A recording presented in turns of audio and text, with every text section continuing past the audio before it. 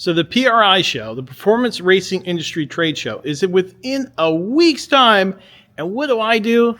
I think about another cylinder head that I can bring. But we haven't even started on it yet. Can I get it done? Let's go.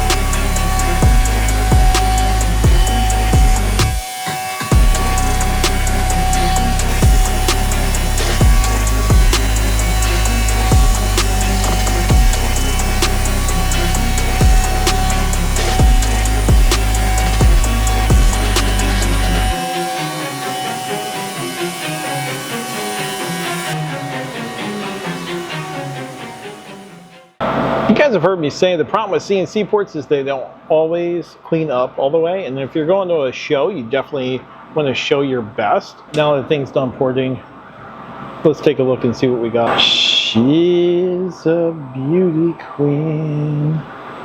It definitely looks good, but I do see some problems here. So like right in the corners here, it didn't clean up. You can see where it didn't clean up in the chamber there.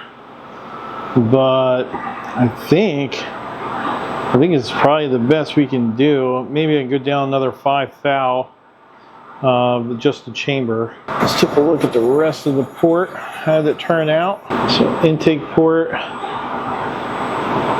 looking good, looking really good. I can deal with this. Another issue that I have is that I have to present the cylinder head, and I really wanted to put it on a rotisserie. So I wanted it to stand like this. This head obviously won't work because, oh look, you get a key. That's Jackson, everybody. Jackson! Jackson! What do you do, boobers? It's a good key. It's a good key.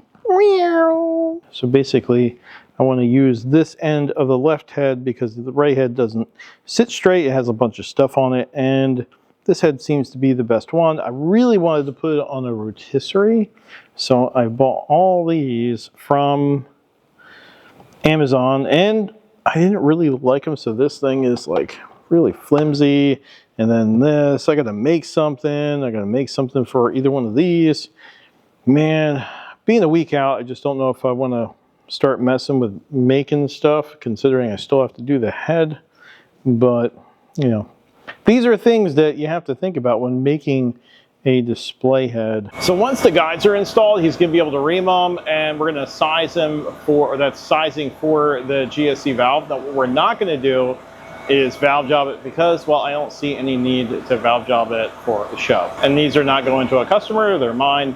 Eventually they'll get valve jobbed and sold, but We have a much bigger issue that is really affecting us getting this thing done, and that is our milling machine is down. If you guys watch any of our videos, this usually has a piece on it that holds the heads in. So we had to send these things out. We sent them out last week, and they came yesterday, but they weren't right. All right, so we're gonna lock one. This is the one that's been an issue before, and we're gonna lock it.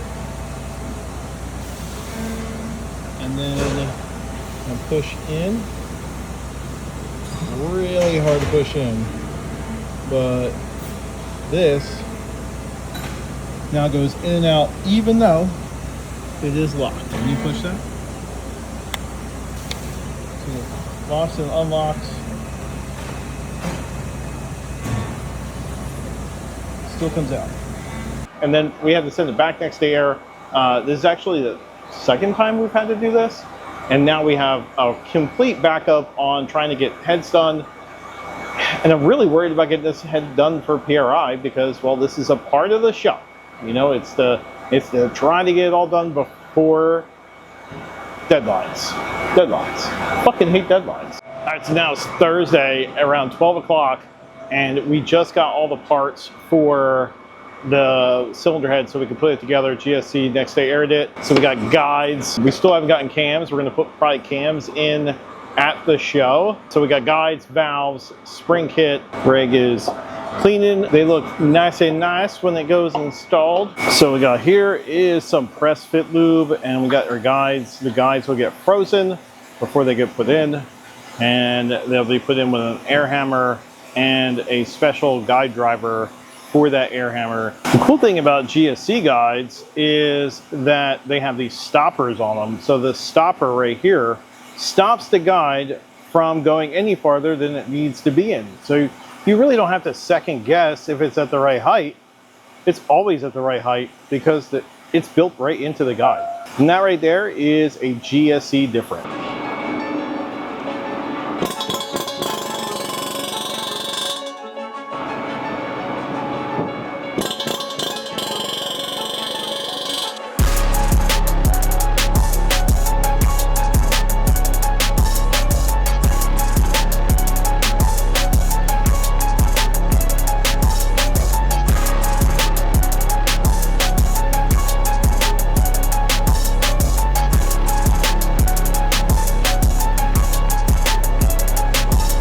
Every sharp edge gets cleaned up.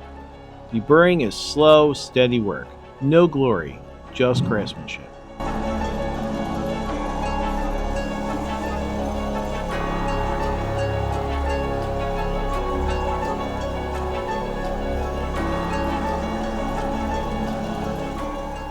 Greg just pulled me out here because the valves we're trying to use are actually not for a Voodoo, they're for a Gen 3 because we didn't want to have to tip the valve.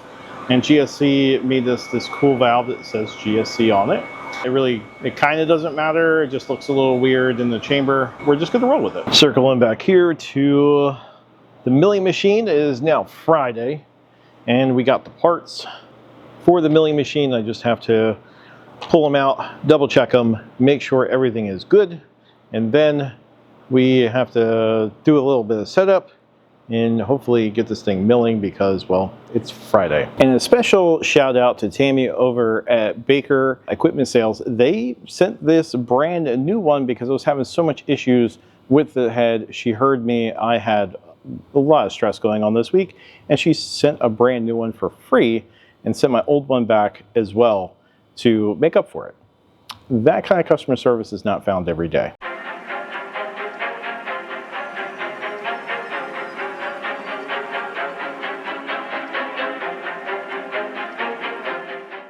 We're all bolted down, and the last thing is, now I double checked that all these pins work. It's very important these pins work. These pins actually go out and hold the cylinder head. Now this plate here, you can see that there's one on each side, and the plates have to be parallel to each other, and they have to be at the right height to go to this piece here, and it has to all be parallel to the machine. So there is one extra step. I just have to now mill this. So I have to mill these two things so that way that they're parallel and everything's in line with each other.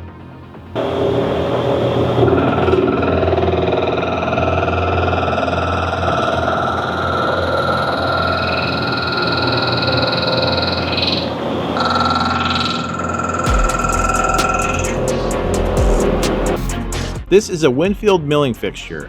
2 straight edges, 1 clamp, simple but precise. We push the head against the parallels so everything sits true and square in the machine.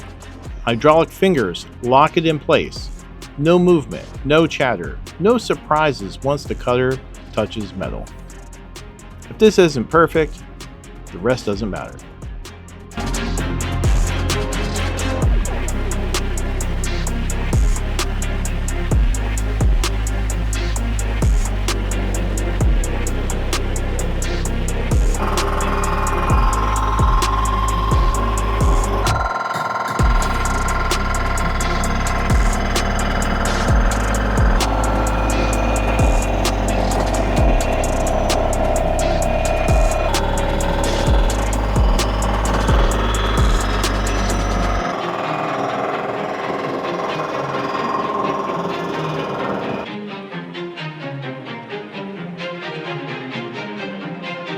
We're getting closer, but the clock isn't slowing down for us. All right, here we are, all ready for assembly.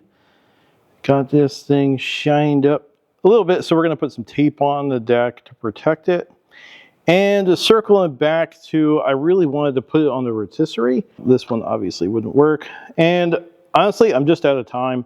I haven't mentioned, but this is Saturday now. I'm by myself here, cleaning this thing up, making it look pretty, and I just don't have the time, nor do I want to take the time. And also, I'm having an issue because, well, I'm going to have to fly with this thing now. And flying with it, I don't want to take a rotisserie as well. So the only thing that I can do is stick it up in the air just like this, and hope it doesn't fall. So I reached out to my buddy Bob McDonald over at Jessel, and I said, man, I need something cool for our display. We're going to have some GSE cams, and they are going to be made specifically for the Jessel rockers and the lash posts, and it's going to make it a solid lifter. Now, a solid lifter is going to make it so all the Valvetrain is much more stable, and it's also, this kit is very expensive, but this is how you get that shit done. Look at that shim adjuster.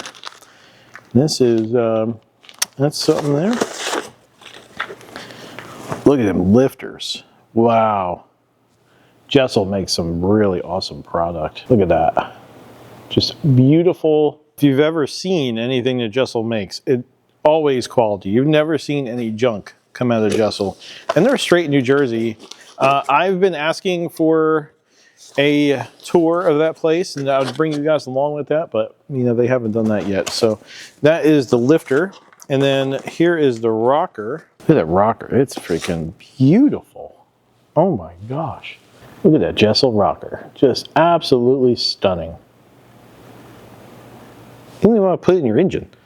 Now this kit retails for, I think it's around $4,000 or so, maybe a little bit more. Don't quote me, and I can put the price up. What this is going to do is make it so you can run more lift, and we're going to get into that. And here is the beauty we're going to try in there for now. Again, at the show, it's going to have the right cams in it. The intake cam, this is the Gen 3 R2 from GSE. Now this is actually going to be a part of a different video. We're going to do some testing on it. Even has the trigger already on it. I just, you know, I love GSC. They just think of everything. I think that's such a cool thing that they do. So let's give this thing a whirl and make sure that I don't have to set lap. Got my check springs in here. I'm going to put those solid lifters in. Now I'm not using any shims at all because, well, I don't want to put any shims in it just yet. We're going to put one of the rockers. This rocker is so cool. It's a roller rocker from Jessel. Loving it. I'm going to put one in for right now just to see. Put the cam in it.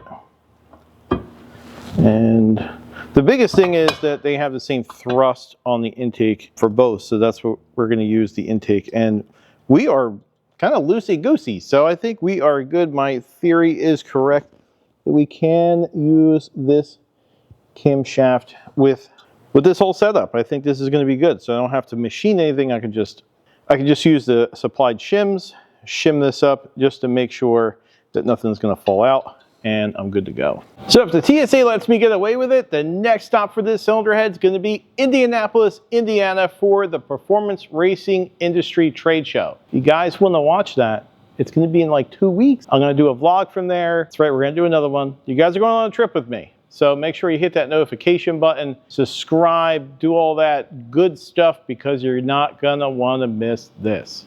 Toodles.